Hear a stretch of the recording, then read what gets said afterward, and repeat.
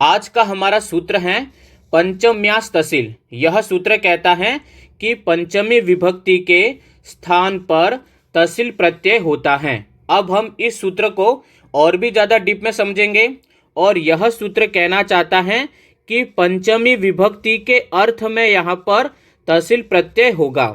अब बहुत बार बच्चों को समस्या होती है कि वह पंचमी विभक्ति के अर्थ को ही नहीं समझ पाते हैं, तो उसके लिए हम और भी ज़्यादा इजी कर देते हैं और यहाँ पर लिखते हैं जहाँ पर भी हमें से यह शब्द दिखे वहाँ पर पंचमी विभक्ति होगी, यह हमें समझना है। लेकिन यहाँ पर एक और समस्या उत्पन्न होती है कि सर यह जो से है वह दो जगह पे आता है।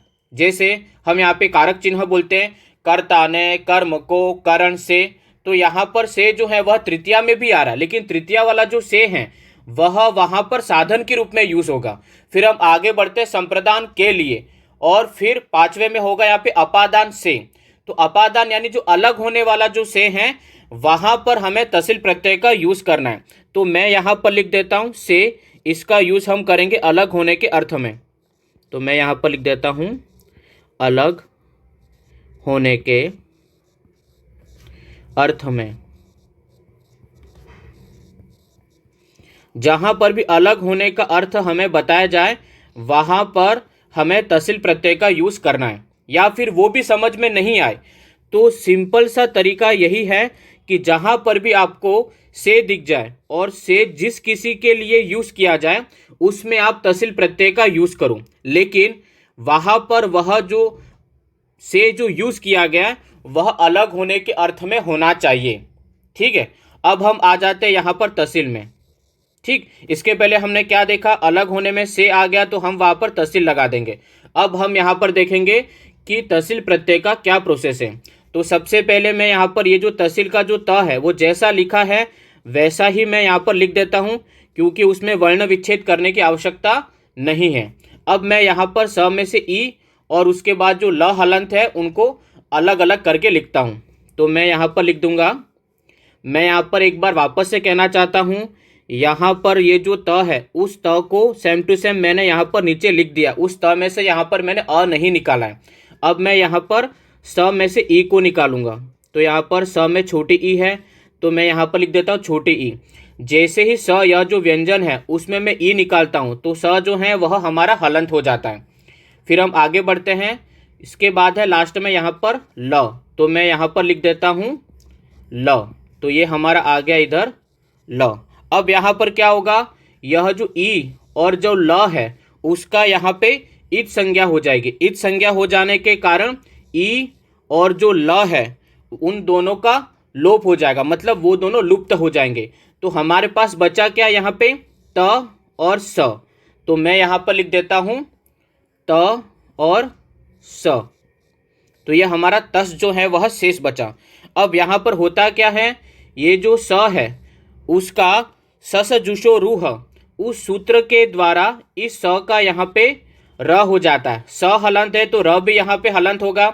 मैं वापस से एक बार सूत्र बोलूँगा, सस जुशो रूह, इस सूत्र के द्वारा यह जो स है उसका यहाँ पे र हो जाएगा। फिर हम आगे बढ़ते हैं। फिर इस र का भी हम क्या कर देंगे, एक सूत्र और है खर वसान योर विसर्जनीय। मैं वापस से रिपीट करूँगा, खर वसान योर विसर्जनीय। इस सूत्र के द्वारा यह जो र है उसका भी यहाँ पर विसर्ग हो जाएगा। तो मैं यहाँ पर इसका विसर्ग कर देता हूँ। तो अब हमारे पास बचा क्या, यह त। तो मैं इस त को यहाँ पर सीधा विसर्ग के पास ले आता हूँ। तो यह हमारा बन गया तह। ओके, तो कहने का मतलब यह है कि तहसील प्रत्यय का सिर्फ तह जो है वही शेष रहता है। ठीक है, अब मैं यहाँ पर लिख देता हूँ तहसील प्रत्यय। इधर लिखता हूँ तहसील प्रत्यय।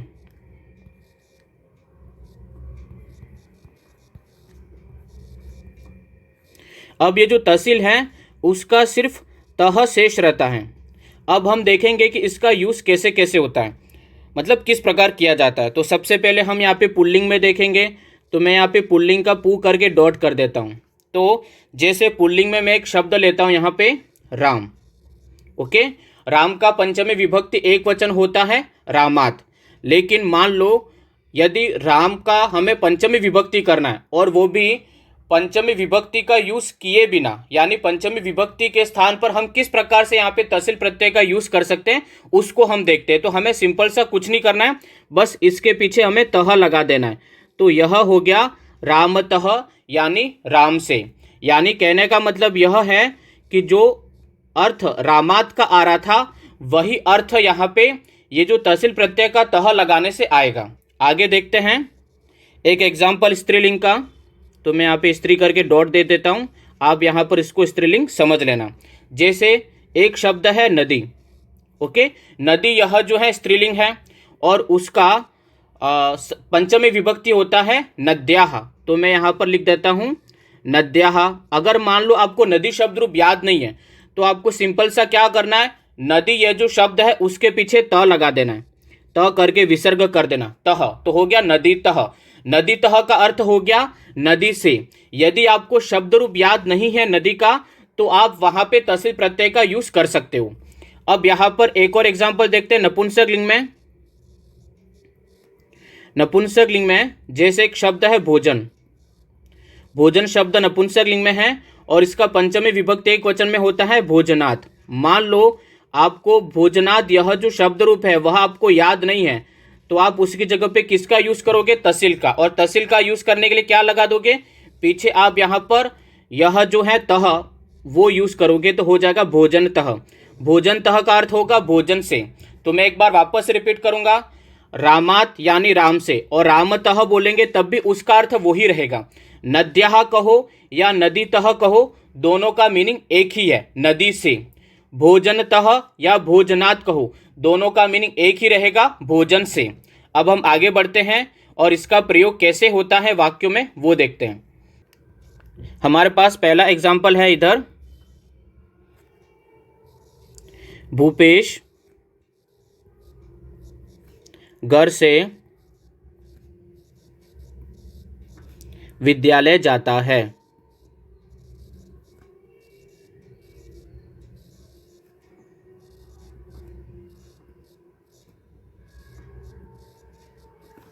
अब सबसे पहले हम यहाँ पर ये देखेंगे कि से कहाँ पर है। तो से जो है वो यहाँ पर आ रहा है, ठीक है। अब यह जो से है वो किसके लिए यूज़ किया गया है, घर के लिए यूज़ किया गया है, ठीक है। तो सबसे पहले हम यहाँ पर भूपेश का संस्कृत कर लेते हैं। जैसे राम का रामः, उसी प्रकार से भूपेश का हो जाएगा यहाँ पर भूपेशः। इसके बाद हम इसका करेंगे विद्यालय का, फिर उसके बाद लास्ट में हम घर से इसका करेंगे अनुवाद। सबसे पहले विद्यालय का देखेंगे। विद्यालय का यहाँ पर हो जाएगा विद्यालयम। अब आप सोचोगे कि सर विद्यालय का विद्यालयम कैसे हुआ, तो मैं यहाँ पर आपको आगे बताना चाहता हूँ। जाता है, जाने के लिए हम यहाँ पर गम धातु का यूज़ करते हैं और गम धातु के योग में यहाँ पर द्वितीय विभक्ति का यूज़ किया जाता है उपपद विभक्ति के अंतर्गत। इसलिए गम के कारण, गम धातु के कारण यहाँ पे विद्यालय में द्वितीय विभक्ति लग जाएगा। और गम का जो रूप है वह गच्छ के समान चलता है और जाता है यह जो है वह लट लकार में है। तो इधर हो जाएगा भूपेश शब्द यहाँ पर एक वचन में है, तो गम का रूप जो गच्छ के समान चलता है उसका प्रथम पुरुष एक वचन में होगा गच्छति। तो जाता है का यहाँ पर हो जाएगा गच्छति। अब हम यहाँ पर आगे आएंगे। अब ये जो लिखा है से, घर से जाता है, तो से जो है वह क्या किसके लिए यूज़ किया गया, घर के लिए। तो वो घर से अलग होकर फिर विद्यालय जाता है। तो यहाँ पर से के लिए हम नॉर्मली रूप से यहाँ पर लिख देंगे इधर तह, ओके। और यहाँ पर ये जो घर है, घर का जो मूल शब्द है वह क्या होता है, गृह संस्कृत में। तो मैं यहाँ पर लिख देता हूँ गृह, ओके। तो ये हो गया गृहतः। गृहतः यानी घर से। अगर आप इसको नपुंसक लिंग में यूज़ करना चाहो यानी फल के समान, तो सबसे पहले मैं यहाँ पर लिख दूंगा मूल शब्द इसका जो है वह है गृह। पेन चेंज करूंगा इधर मैं, मूल शब्द है इसका गृह और गृह का मतलब होता है होम, घर। और इसका जो शब्द रूप है वह फल के समान चलता है, ठीक है। तो मैं यहाँ पर लिख देता हूँ फल के समान। तो फल के समान चलने के कारण यह नपुंसक लिंग में हुआ। जिस प्रकार फल का फलात होता है उसी प्रकार गृह का हो जाएगा यहाँ पर गृहात। गृहात यानी होता है घर से। अब जो अर्थ यहाँ पे गृहात पंचमी विभक्ति का है वही अर्थ यहाँ पे तहसील प्रत्यय लगाने पर गृहतः का होगा। ठीक है, तो मेरे ख्याल से आपको यह वाक्य समझ में आ गया होगा। अब हम आगे बढ़ते हैं, एक और एग्जाम्पल देखते हैं। जैसे वृक्ष से पत्ता गिरता है। दूसरा एग्जाम्पल है वृक्ष से पत्ता गिरता है।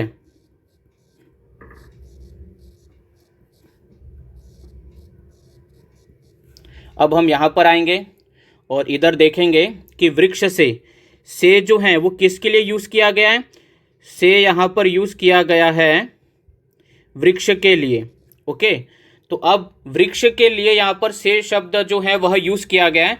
तो सबसे पहले से के लिए हम यहाँ पर लगा देंगे तह, और उसके बाद वृक्ष ये जो मूल शब्द है तो हम यहाँ पर लिख देंगे वृक्ष, और ये हमारा हो गया वृक्षतः यानी वृक्ष से, यानी तहसील प्रत्यय लगाने पर यह हमारा जो वाक्य है वह पंचमी विभक्ति में परिवर्तित हो गया। अगर आपको मान लो वृक्ष का पंचमी विभक्ति याद है, वृक्ष शब्द पुल्लिंग है और इसका शब्द रूप राम के समान चलता है।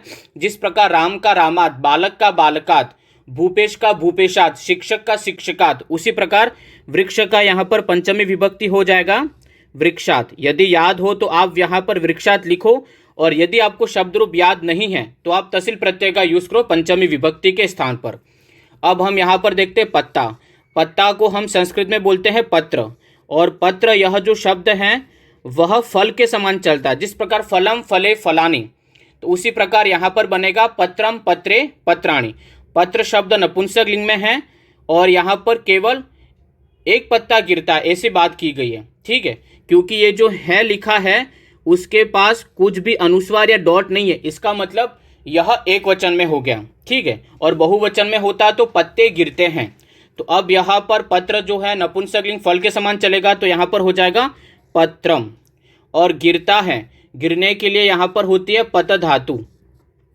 ठीक है, तो यहाँ पे पत धातु का प्रथम पुरुष एक वचन होगा इधर पतति, तो हो जाएगा इधर पतति। अब यहाँ पर एक और चीज़ याद रखें, यह जो प जो है वह व्यंजन वर्ण है। मैं यहाँ पर लिख देता हूँ। मैंने इसके पहले के भी वीडियो में आपको बताया था कि हलंत म का यूज़ कहाँ करना और कहाँ हलंत म का अनुस्वार हो जाता है, इसके बारे में मैंने पहले के वीडियो में बताया था। तो ये प जो है वो व्यंजन है। व्यंजन वर्ण होने के कारण यहाँ पर म जो हलंत आ रहा था उसका यहाँ पर अनुस्वार हो गया है। ठीक है, जिसको हम मौनुस्वार इस सूत्र के द्वारा अनुस्वार संधि कहते हैं। अब हम आगे बढ़ते हैं, एक और एग्जाम्पल देखते हैं।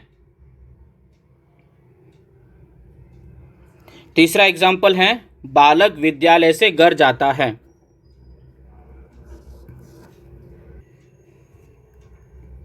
बालक विद्यालय से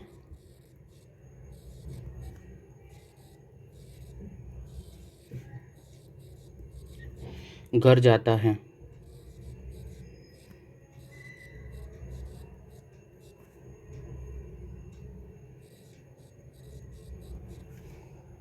अब यहाँ पर हम देखते हैं, यह जो बालक है उसका हो जाएगा बालकः, और यहाँ पर ये जो से शब्द जो हैं वह विद्यालय के लिए यूज़ किया गया है, इसलिए विद्यालय में यहाँ पर पंचमी विभक्ति के स्थान पर लगेगा यहाँ पर तहसील प्रत्यय। तो मैं यहाँ पर लिख देता हूँ विद्यालय मूल शब्द, ये मैंने लिख दिया यहाँ पर विद्यालय मूल शब्द, और से के लिए मैं यहाँ पर जोड़ दूंगा यहाँ पे तहसील प्रत्यय का तह। तो ये हमारा हो गया विद्यालय तह। अगर आपको विद्यालय का शब्द रूप याद है, यानी विद्यालय शब्द यहाँ पर पुल्लिंग है और इसका शब्द रूप राम के समान चलता है, तो आप यहाँ पर लिख सकते हो विद्यालयात। तो मैं यहाँ पर लिख देता हूँ विद्यालयात, यानी जो अर्थ विद्यालयात का है वही अर्थ सेम टू सेम विद्यालय तह का यहाँ पर होगा। जैसा कि मैंने आपको आगे भी कहा है कि यहाँ पर ये जो गर शब्द है वह नपुंसकलिंग में होता है, तो मैं यहाँ पर लिख देता हूँ गृहम। आगे गच्छति का ग जो है वह व्यंजन वर्ण है, इसलिए हम यहाँ पर म का अनुस्वार कर देते हैं, और जाता है इसके लिए यहाँ पर होगा गच्छति।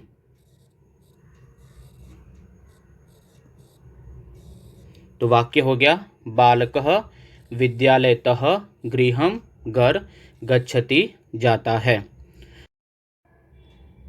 अब हम यहाँ पर तहसील प्रत्यय का कुछ अभ्यास कर लेते हैं। यहाँ पर होगा ग्रामतः यानी गांव से, पाकशालातः अर्थात रसोई से, हिमालयतः अर्थात हिमालय से, सोपानतः यानी सीढ़ी से, प्रासाद, इसके पीछे तहसील प्रत्यय का तह लगाएंगे तो होगा प्रासादतः यानी महल से। आगे है प्रयाग, यह प्रयाग एक जगह का नाम है, तो यहाँ पर होगा प्रयागतः अर्थात प्रयाग से। उसी प्रकार जयपुर है, तो यहाँ पर इसके पीछे तहसील प्रत्यय लगाएंगे तो ये हो जाएगा जयपुरतः यानी जयपुर से। इसी के साथ में हमारा तहसील प्रत्यय समाप्त होता है।